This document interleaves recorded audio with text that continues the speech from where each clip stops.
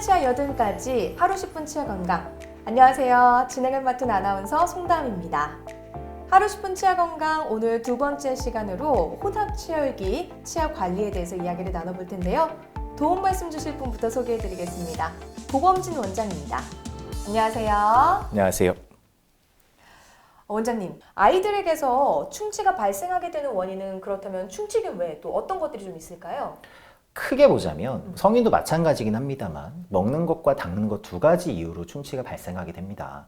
먹는 것은 상식적으로 알고 계신 단 것들, 뭐 아이스크림, 케이크, 간식, 뭐 여러 가지 젤리 포함된 그 많은 안 좋은 것들이 있는데 사실 놓치고 있는 게 밥을 먹는 것 때문에도 충치는 많이 생깁니다.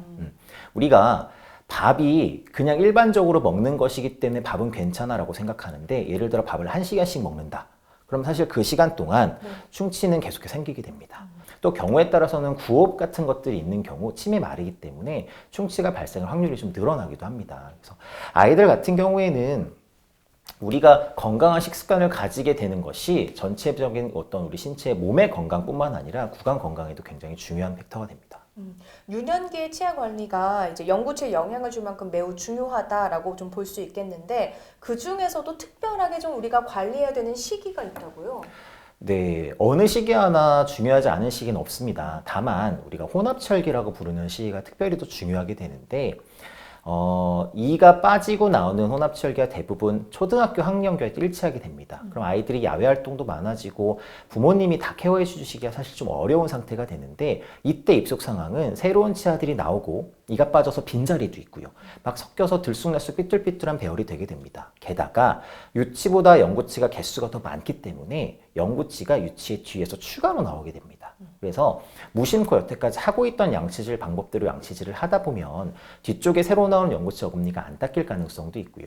들쑥날쑥 배열되어 있는 치아들이 안 닦일 가능성이 많습니다. 또한 치아 사이에 끼어 있는 음식물 같은 것들을 빼주지 못하면 또 여러 가지 충치들이 생길 수 있습니다. 따라서 구석구석 양치질을 잘하고 치실 사용을 잘하는 것이 정말 중요한 혼합치열기의 중요한 방법이 되겠습니다. 이 시기에는 더더욱 좀 주의를 기울여서 특히나 양치질하는 습관을 잘 길러주는 게 중요할 것 같습니다. 조금 더 건강한 치아를 위해서 우리가 할 수 있는 방법들은 또 어떤 것들이 있을까요? 네, 앞서 말씀드린 양치질을 꼼꼼히 하고 치실을 잘 쓰고 사실 이런 건 아주 상식적인 수준의 것들이기 때문에 요즘 거의 대부분 다 잘 알고 계시고요. 네. 제가 조금의 팁을 조금 더 드려보자면 혼합치열기가 시작되면서 영구치아들이 나기 시작하면 그저 유치 닦듯이 닦는 것보다는 조금 더 성인들이 쓰는 치약과 칫솔을 연습해주면서 조기에 사용해주는 것이 도움이 좀 많이 됩니다. 이것이 하나의 좀 팁이 될 수 있고요. 치과에서 도와드리는 큰 것들 중에는 불소도포와 실란트라는 두 가지가 있는데 불소도포라고 하는 것은 충치를 예방해준다는 원리의 불소를 여러 가지 방법이 있습니다. 물고 있는 것도 있고 바른 것도 있고 그런데 주기적으로 발라주면 치아가 조금 더 단단해진 효과가 있다 이런 것이고요. 실란트, 홈메오이라고 부르는 것인데 이것은 영구치가 맹출하게 되면 영구치가 잘 썩는 치아 씹는 면에 있는 홈들을 깨끗할 때 먼저 메꿔버리자 이런 원리에서 나온 술식입니다. 두 가지가 좀 대표적이게 되는데요. 이것은 좀 견해 차이가 있을 수는 있어요. 네. 대전제로는 당연히 치아에 도움이 되고 좋은 술식들이긴 합니다. 다만 불소도포 같은 경우에 불소는 굉장히 필수적으로 중요한 것이긴 하지만 효과가 좀 미미합니다. 없으면 안 되지만 한계도 명확하기 때문에 사실 치약에 들어있는 불소가 거의 그 역할을 다 한다고 볼 수 있습니다. 그래서 어느 정도로 꼬박꼬박 양치질을 하면서 불소함이 된 치약을 쓰고 있다면 충족될 정도 수준이기는 하고요. 또 실란트 같은 경우는 우리가 썩지 않기 위해서 하는 술식인데 실란트의 부작용으로 2차 충치가 생기는 경우가 임상적으로 굉장히 많습니다. 이것은 왜 그러냐면 좀 마음이 급하신 거예요. 해주시는 선생님도 마음이 급하시고 보호자분들도 영구치가 나왔어요. 빨리 이거 어떻게 좀 해야 되지 않나요? 이러는데 교과서적으로 보자면 대원칙이 두 가지가 있습니다. 이것은 하나도 안 썩어야 된다. 이건 당연하겠죠. 안 썩었을 때 하는 거니까. 두 번째는 저희들 표현으로는 모든 소화 열구가 맹출해야 한다라는 표현을 씁니다. 이 말은 이가 다 나와야 된다는 뜻이에요. 간단하게. 근데 이게 왜 그러냐면 다 나오지 않고 잇몸이 좀 덮고 있는 경우에 실란트를 이렇게 바르게 되면 뒤쪽 잇몸에서부터 나오는 치은 열구액이라든지 아니면 잇몸에서 올라올 수 있는 침이나 피 같은 것들이 실란트 재료에 섞이게 되는데 이 실란트 재료는 물 성분과 섞이게 되면 바로 탈이 나요. 그래서 안 하느니만도 못한 실란트가 되는 경우들이 좀 있습니다. 그래서 이런 원칙들을 좀 잘 지키게 되면서 해주게 되면 많은 도움이 될 수 있는 술식이긴 합니다. 충치가 생길지도 모른다라는 이런 노파심보다는 원칙적으로 치아 상태에 맞춘 적절한 치료를 받는 게 좀 중요할 것 같은데요. 그렇다면 실란트 치료를 받은 후에 가정에서 좀 주의해야 될 점은 어떤 게 있을까요?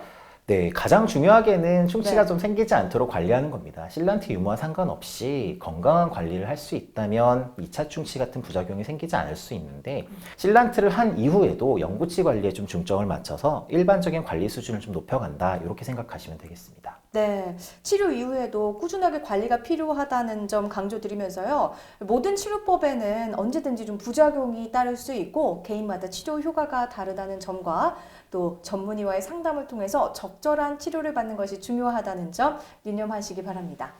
그럼 원장님, 앞서서 혼합치열기의 치아 관리의 중요성을 강조해 주셨는데 마지막으로 이 시기에 가정에서 좀 지켜야 할 치아 관리 방법은 어떤 것들이 좀 있을까요?